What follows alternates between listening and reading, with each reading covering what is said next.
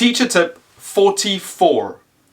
Modulate your voice, vary the speed and volume. I spoke about this earlier where I said that teachers should speak loudly, but you shouldn't scream. Also, you should vary the way that you use your voice. You can use different speeds.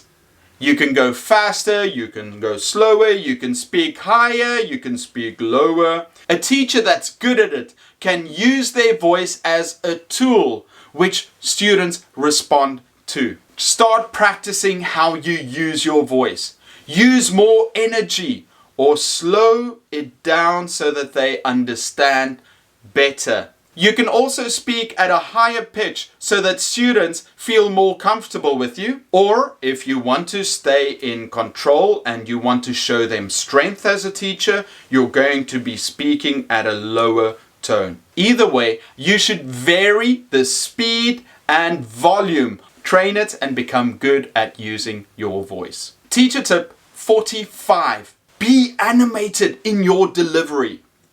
An excited teacher shows excitement for their subject. I'm not saying that you need to be a clown and over-expressive, but you should be interested in your subject. You should work at keeping your students engaged.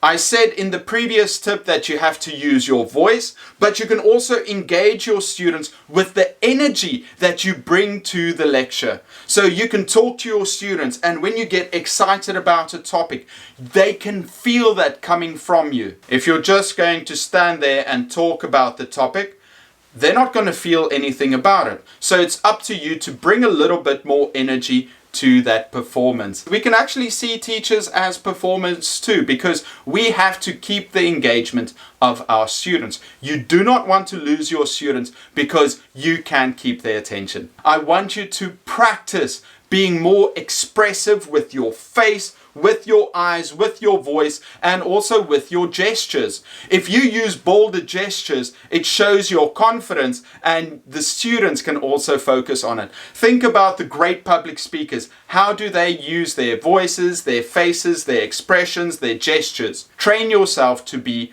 a better performer. I do want to warn you that you don't want to be too expressive and wild. I've seen that too, and that can backfire. But practice and get good at it. Teacher tip 46. Preview the class in your mind. Expect what problems might arise. Just like a sportsman, before a game or before a match, they mentally go through what they will do in the match, what might happen, and what they would do because of that. As a teacher, you should start thinking about what you're going to do in your lesson. Mentally work through the lesson. How are you going to start your class? How are you going to introduce the activities? What will the students do? What will you do if something bad happens? How will you solve any problems that might arise? By preparing your mind for what might happen, you will be better prepared for that class. Just like a game, start thinking of yourself as a pro player. How will you deal with the problems? And what is the best way for you to teach your students? You only have one shot at a first impression with these lessons, so you want to mentally prepare for that lesson and for whatever may happen in class.